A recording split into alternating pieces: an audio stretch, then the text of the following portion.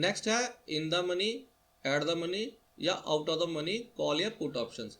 आपने दोस्तों बहुत बार टीवी पे या कहीं और ये सुना होगा कि बहुत ये जो वर्ड है in the money, at the money या out of the money word जो है कॉल या पुट के लिए यूज़ किए जाते हैं। ये तीनों टर्म जो है डे टू डे हमारी ऑप्शन की ट्रेडिंग में यूज़ होती हैं, और ये बहुत ज़रूरी है, तीनों टर्म्स आपको पता होना चाहिए कि इन द मनी क्या होता है, एट द मनी क्या होता है और आउट ऑफ द मनी क्या होता है। ये अगर हम बात करें कि ये तीनों जो टर्म्स है ये क्या डिनोट करती हैं, ये चीज़ डिनोट करती हैं कि ये जो स्ट्राइक प्राइस है, ये स्ट्राइक प्राइस और जो स्टॉक का करंट मार्केट प्राइस होता है, इन दोनों में आपस में कितनी दूरी है। तो इनको मैं आपको एक एग्जांपल का समझा देता हूँ। सबसे पहले यहाँ पे जो एग्जांपल ली है वो है कॉल ऑप्शन के लिए। अब आपको पता लग गया होगा कि कॉल ऑप्शन का मतलब क्या होता है। कॉल ऑप्शन का मतलब ये होता है कि हम जो किसी शेयर की जो अपसाइड वाली मूवमेंट है, हम उसको प्ले कर रहे हैं। मान लीजिए आपने टेरेस पे जाना है, ये एक लैडर है यानी सीढ़ी है, जिस पे चढ़ के आपको टेरेस पे या छत पे जाना है। अब आप मान लीजिए कि आपने ये वाला स्टेप चढ़ लिया है, मतलब क्रॉस कर लिया है। अब आप इस वाले स्टेप को भी क्रॉस कर चुके हैं और अब आप इस वाले स्टेप पे पहुंचे हैं। अब आप मान लीजिए कि अब आप एक करंट मार्केट प्राइस है, अपने आप को कंपेयर कीजिए कि आप एक करंट मार्केट प्राइस है, किसी शेयर का जो करंट मार्केट प्राइस है इस वाले स्टेप पे वो कितना है, 109 रुपीज़ और 85 पैसा। अब आपने क्या किया, आपने ये वाला स्टेप भी क्रॉस कर लिया और ये वाला स्टेप भी क्रॉस कर लिया और अब आप इस वाले स्टेप पे पहुंचे हैं। तो इसका मतलब 109 पे पहुंचने के लिए आपने 100 का लेवल भी निकाला होगा, 105 का लेवल भी निकाला होगा, उसी के बाद तो आप 109 पे पहुंचे होंगे। तो यानी ये जो दो लेवल निकले हैं 100 और 105, ये इन द मनी कॉल कहलाएंगे। क्लियर है दोस्तों। कॉल ऑप्शन में करंट मार्केट प्राइस से जो भी प्राइस नीचे के होंगे वो सभी प्राइसेस क्या होंगे, इन द मनी कहलाएंगे। अब ये जो 5-5 रुपए के गैप के ये जो प्राइसेस है, 100 हो गया, 105 हो गया, इनको स्ट्राइक प्राइस बोला जाता है। ऑप्शंस की लैंग्वेज में इनको स्ट्राइक प्राइस बोला जाता है। क्लियर है दोस्तों। आपने जो स्टेप क्रॉस कर लिए हैं, 1 नंबर 2 नंबर, उसके बाद आप 109 पे पहुंचे हैं, मतलब थर्ड स्टेप पे आपका जो प्राइस है या स्टॉक का जो प्राइस है वो 109 रुपये है।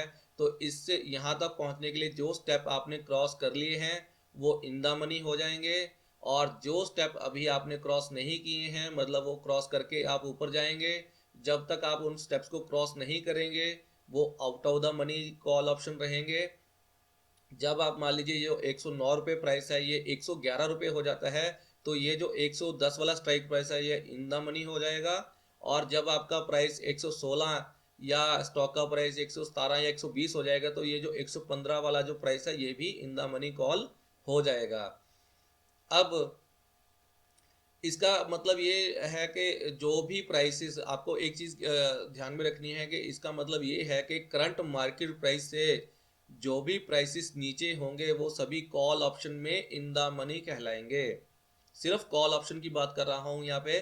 कॉल ऑप्शन में जो भी प्राइसेस करंट मार्केट प्राइस से नीचे होंगे वो इन द मनी होंगे, और करंट मार्केट प्राइस से जो भी प्राइसेस ऊपर होंगे, चाहे वो 1 पैसा ही हो, वो out of the money call कहलाएगा। क्लियर है दोस्तों। बड़ी सिंपल लैंग्वेज मैंने समझाने की कोशिश की है। उम्मीद है कि आपको ये in the money out of the money समझ में आ गया होगा कॉल ऑप्शन के लिए। अब बात कर लेते हैं at the money call option की।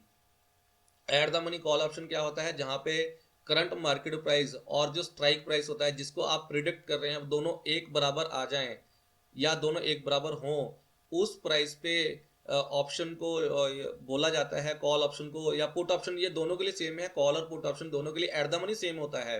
मतलब वहां पे करंट मार्केट प्राइस और स्ट्राइक प्राइस अगर एक समान आ जाए, मतलब 109, मैंने यहाँ पे एग्जांपल ली तो 109 लिया है क्योंकि ये जो एग्जांपल है ये डीएलएफ की एग्जांपल है, और डीएलएफ का करंट मार्केट प्राइस 109 रुपये 85 पैसे चल रहा है।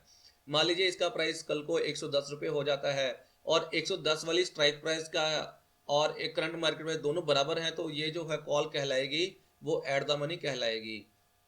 ये जो एट द मनी कॉल और पुट के लिए सेम होती है, बट जो आउट ऑफ द मनी और इन द मनी है वो दोनों के लिए अलग अलग टर्म्स होंगी, अलग अलग मतलब होंगी उनके लिए। बट जो एट द मनी है वो दोनों के लिए सेम होती है। अब हम बात कर लेते हैं पुट ऑप्शन की। अब हम सेकंड एग्जांपल में बात करेंगे पुट ऑप्शन की।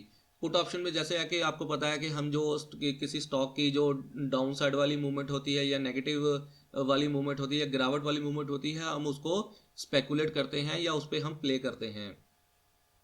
तो अब हम देख लेते हैं कि एक जो पुट ऑप्शन होता है और उसके केस में कब कोई ऑप्शन जो है इन द मनी बन जाएगा या आउट ऑफ द मनी बन जाएगा। एट द मनी तो कॉल और पुट के लिए दोनों के लिए सेम ही है। अब आप मान लीजिए कि अब आप हैं टेरेस पे पहुंच चुके हैं और अब आप टेरेस से नीचे उतर रहे हैं। अब आपने टेरेस से नीचे उतरने के लिए ये वाला स्टेप भी आपने क्रॉस कर लिया है, ये वाला स्टेप भी आप क्रॉस कर लिया है। अब आप नीचे को उतर रहे हैं, अभी आप इस वाले स्टेप पे पहुंचे हैं। इस वाले स्टेप पे जो स्टॉक का करंट मार्केट प्राइस है वो है 109 रुपये 85 पैसे। तो आपने इस वाले स्टेप तक आने के लिए आपने ये वाला स्टेप भी नीचे उतरा, मतलब क्रॉस किया, और ये वाला स्टेप भी क्रॉस किया, और अभी आप इस वाले स्टेप पे पहुंचे हैं। तो पुट ऑप्शन के केस में करंट मार्केट प्राइस से जो भी प्राइसेस ऊपर होंगे, करंट मार्केट प्राइस से जो भी प्राइसेस ऊपर होंगे वो इन द मनी कहलाएंगे। क्लियर है दोस्तों? जो स्टेप्स आपने क्रॉस करके नीचे उतरे हैं, जितने स्टेप्स आपने क्रॉस करके नीचे उतरे हैं, जिस लेवल पे आप पहुंचे हैं, उस लेवल से पीछे जितने भी स्टेप आपने छोड़ दिए हैं क्रॉस करके, वो सारे इन द मनी हो जाएंगे। उम्मीद करता हूं कि आपको समझ में आ गया होगा कि पुट ऑप्शन के केस में जो भी करंट मार्केट प्राइस जो भी प्राइसेस ऊपर होंगे वो इन द मनी होंगे, और जो स्टेप्स अभी आपने क्रॉस करने हैं नीचे उतरने के लिए, ये 2 स्टेप्स अभी पेंडिंग है नीचे ज़मीन पे पहुंचने के लिए, तो वो जो 2 स्टेप्स हैं वो आउट ऑफ द मनी होंगे।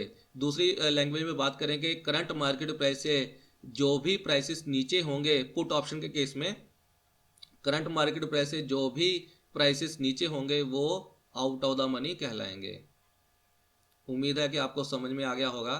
और ये जो एट द मनी है, कॉल और पुट, वो दोनों के लिए सेम था कि जब करंट मार्केट प्राइस और स्ट्राइक प्राइस जो है वो बराबर हो जाएं, उस केस में यानी ब्रेक इवन में आ जाएं, तो उस केस में जो कॉल या पुट होती है वो एट द मनी कहलाती है।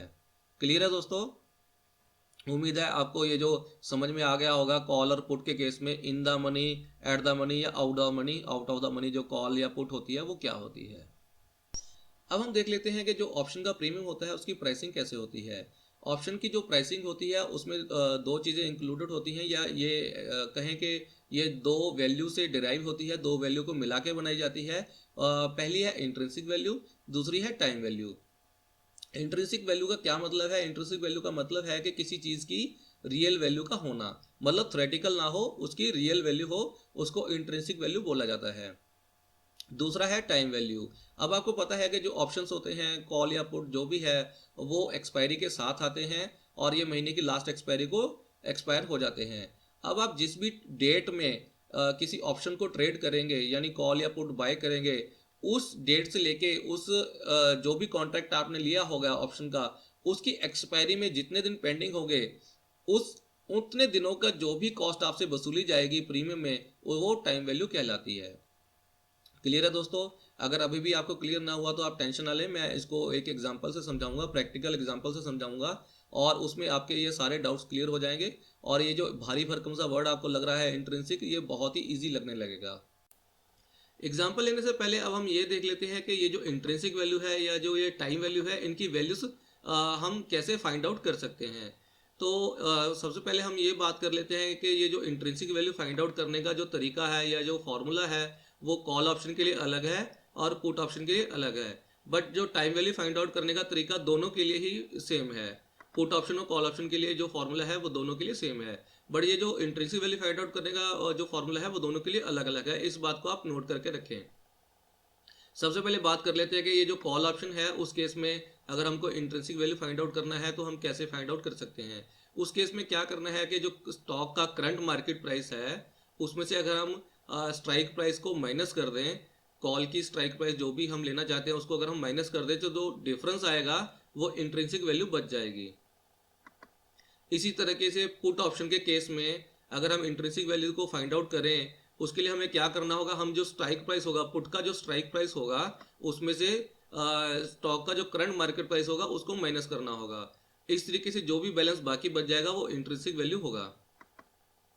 अब एक चीज़ आपको यहाँ पे ये बता दूं कि ये जो हमने फॉर्मूला लगाया है कॉल ऑप्शन के केस में, स्टॉक करंट का जो करंट मार्केट प्राइस है उसमें से स्ट्राइक प्राइस को माइनस करेंगे, या पुट ऑप्शन के केस में स्ट्राइक प्राइस में से जो स्टॉक का करंट मार्केट प्राइस है इसको माइनस करेंगे। अब यहाँ पे एक चीज़ नोट करने वाली ये है कि ये अगर आपकी फिगर किसी इन दोनों में से किसी भी फॉर्मूला में अगर आपकी जो रिजल्ट है वो नेगेटिव आ जाए तो उसको आप ज़ीरो रीड करेंगे। इसका कारण ये है कि जो ऑप्शंस होते हैं वो ज़ीरो तो हो सकते हैं बट कभी भी नेगेटिव नहीं हो सकते। इस बात को आपने नोट करके रखना है कि जो ऑप्शंस होते हैं चाहे वो कॉल हो चाहे पुट हो वो ज़ीरो हो सकती है, बट वो नेगेटिव कभी भी नहीं हो सकती। इसीलिए अगर आपका इन ये वाला अगर कॉल वाले फार्मूले में या पुट वाले फार्मूले में अगर आपका डिफरेंस जो है वो नेगेटिव आ जाए तो आप उसको ज़ीरो रीड करेंगे, उसको नेगेटिव डिनोट नहीं करेंगे। उम्मीद करता हूँ आपको ये क्लियर हो गया होगा कि ऑप्शन जो है वो ज़ीरो हो सकता है बट नेगेटिव कभी भी नहीं हो सकता। अब इसके बाद हम टाइम वैल्यू फाइंड आउट करेंगे। ये पुट ऑप्शन और कॉल ऑप्शन के लिए इसका फॉर्मूला सेम है। जो टोटल प्रीमियम होगा ऑप्शन का, उस पर जो भी रेट चल रहा होगा उसमें से अगर हम इंट्रिंसिक वैल्यू को माइनस कर दें तो जो डिफरेंस निकल के आएगा वो टाइम वैल्यू होगा। क्लियर है दोस्तों? ये अगर हम कॉल की बात करें यहाँ से जो इंट्रिंसिक वैल्यू आएगी या पुट ऑप्शन की बात करें यहाँ से जो इंट्रिंसिक वैल्यू आएगी उसको अगर हम ऑप्शन प्रीमियम में से माइनस कर देंगे तो जो डिफरेंस आएगा वो टाइम वैल्यू रह जाएगी। उम्मीद करता हूँ कि आपको ये समझ में आ गया होगा कि इंट्रिंसिक वैल्यू कॉल के केस में और पुट ऑप्शन के केस में कैसे फाइंड आउट करते हैं। अब मैं आपको इसकी एक एग्जांपल से इसको समझा देता हूँ।